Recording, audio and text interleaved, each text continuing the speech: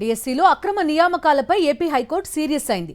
Scheduled ఏరియాలోని గిరిజనుల చేత పూరించవలసిన 3000 అధ్యాపక పోస్టులను జనరల్ కేటగిరీలో పూరించడంపై ఆగ్రహం వ్యక్తం చేసింది.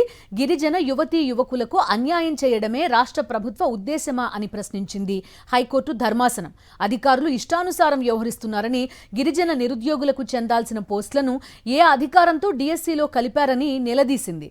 ప్రభుత్వాలు చేస్తున్న తప్పుల వల్ల ప్రజలు ప్రజాస్వామ్యంపై నమ్మకం కోల్పోతున్నారని హైకోర్టు. గిరిజన ప్రాంతాల్లో ఎన్ని ఖాళీలున్నాయి, ఎంతమంది అభ్యర్థుల చేత ఖాళీలు పూరించబడ్డాయి, ఇంకా ఎన్ని పోస్టులు పూరించాలో ప్రమాణ పత్రం దాఖలు చేయాలని ట్రైబల్ వెల్ఫేర్ కమిషనర్ను హైకోర్టు ఆదేశించింది. రాష్ట్ర ప్రభుత్వ అనాలోచిత నిర్ణయాల వల్ల గిరిజన నిరుద్యోగులు తమ హక్కులు కోల్పోతున్నారని వ్యాఖ్యానించింది. ఇక తదుపరి విచారణ 2 వారాలకు వాయిదా వేసింది హైకోర్టు.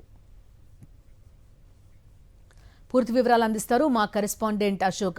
చెప్పండి, విద్యారంగంలో సమస్యలు, అక్కడ జరుగుతున్న అవకతవకలు చాలా రోజులుగా చర్చనీయాంశం అవుతున్నాయి.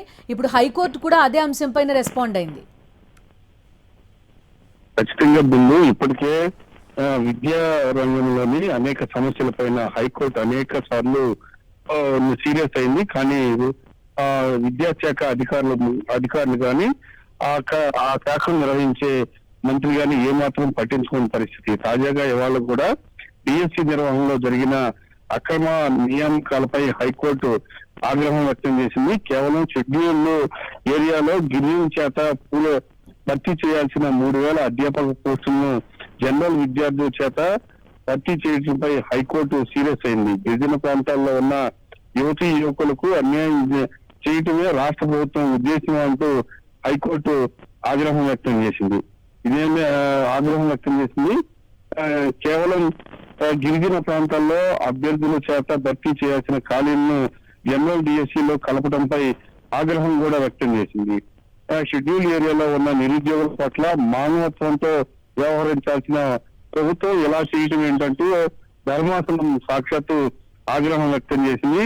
అధికారులు తమ ఇష్టారీతిలో వ్యవహరిస్తే చూస్తూ ఊరుకు కూడా హైకోర్టు తీవ్రంగా ఆగ్రహించింది, వార్నింగ్ కూడా ఇచ్చింది.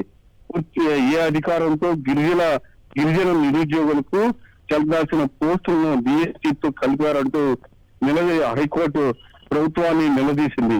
ఈ కేసులో తమకు ఎలాంటి తీర్పు ఇవ్వాలో అర్థం కావట్లేదని కూడా ఒక రకంగా విస్మయం వ్యక్తం చేసింది.